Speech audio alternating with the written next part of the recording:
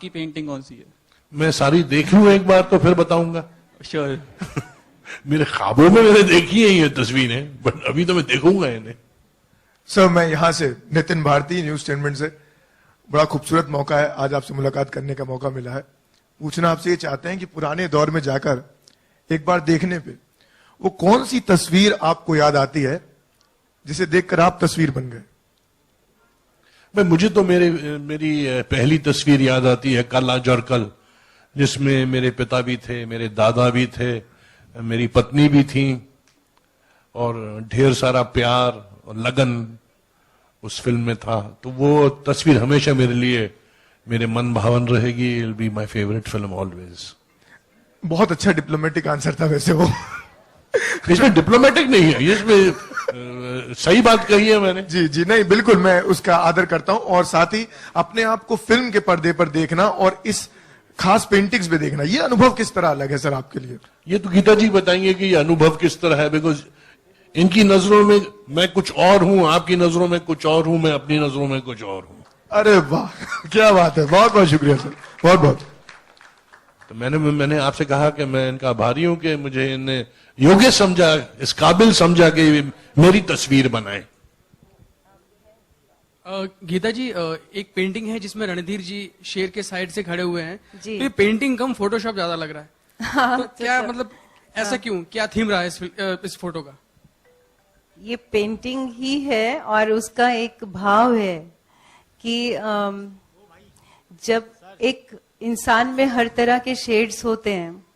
कोई इंसान अगर आपको बहुत डिसेंट, कोमल और बहुत अच्छे से बात करता है तो उसका मतलब ये भी नहीं कतई होता कि उसके अंदर एक स्ट्रेंथ नहीं है।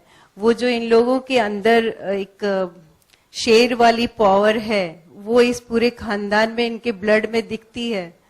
और ये जमीन से आसमान तक की शोहरत यूं ही नहीं हासिल हो जाती जब तक इंसान उतनी बुलंदी अपने भीतर नहीं रखता है। इसलिए ये ऐसी पेंटिंग है। तो ऐसा क्या हुआ जो आपको लगा कि शेर वाली बात है? कोई इंसिडेंट आपको याद आता है, कोई कहानी आपको याद आती है? शेर वाली बात क्या, कुछ समझ नहीं आया मैम। आपको समझ इसलिए नहीं आ रही है कि शायद आप अपने भीतर भी नहीं जानते कि आप में कितनी भावनाएं हैं, अच्छी और बुरी दोनों ही। तो जो इंसान बहुत शांत होता है वो कभी बहुत स्टैंड भी ले लेता है। बहुत सिंपल और शांत रहने वाला इंसान अगर उसके देश पर आँच आए या घर पर आँच आए तो क्या वो स्टैंड नहीं लेता? वो इतना स्ट्रांग नहीं होता। तो इनमें इतनी कोमलता, इतनी भावनाएं हैं और इतना प्यार भी है, इसके बावजूद भी वो एक स्टैंड लेते हैं। सबसे बड़े हैं घर के और सबको एक सूत्र में बांध रखा है इतने प्यार से। और हमारे जैसे छोटे कलाकारों को भी इतना मान सम्मान देते हैं, प्यार देते हैं। तो ये कोई छोटी बात तो नहीं होती। और स्ट्रेंथ के लिए कोई परिभाषा तो है नहीं, वो तो एक्ट्स में दिखता है। Thank you. Anybody else?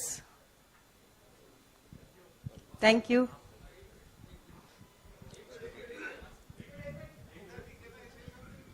हाँ जी बोलिए। हाँ जी बोलिए। ओके जी।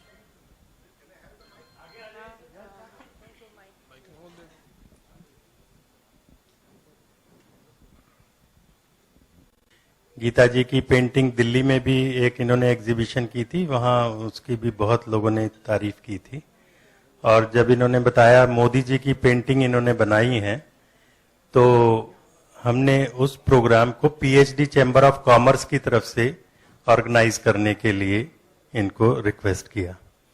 और वो एग्जीबिशन हम मोदी जी के जन्मदिन पर दिल्ली में ऑर्गेनाइज करेंगे। 17 सितंबर का उनका जन्मदिन है, तो उसी मौके पर हम दिल्ली में वो एग्जीबिशन आयोजित करेंगे। और उस एग्जीबिशन में हम चाहेंगे कि आप सब कपूर परिवार से भी और आप सब जो फिल्म इंडस्ट्री से जो भी लोग जुड़े हुए हैं या यहाँ पर जो भी उपस्थित हैं, सब लोग वहाँ उस कार्यक्रम में आएंगे तो हमें बहुत खुशी होगी। और दिल्ली से मेरे साथ विजय जॉली जी आए हैं, बीजेपी के लीडर हैं। मैं जरा उनसे रिक्वेस्ट करूंगा वो भी आए। और यूके बेस्ड हमारे फिल्म प्रोड्यूसर हैं, यूके में रहते हैं, अरविंद कुमार जी। यहाँ बॉम्बे में उन्होंने कई फिल्म भी फाइनेंस भी की हैं, प्रोड्यूस भी कर रहे हैं, वो भी हमारे बीच में हैं। और हमारे पीएचडी चैम्बर के डायरेक्टर हैं योगेश श्रीवास्तव जी, ये भी हमारे बीच में हैं। तो एक बार फिर से गीता जी को बहुत बहुत बधाई। आप सबका आभार, आप आए, हमारे शो का मान बढ़ाया। Thank you so much. और अब मैं चाहूंगी कि मैं रणधीर जी को उनकी सारी मेरी बनाई हुई कृतियां दिखा सकूं, ताकि मैं एक एज एन आर्टिस्ट खुश हो सकूं कि मेरा काम अच्छा है या बुरा वो बताएंगे। Thank you.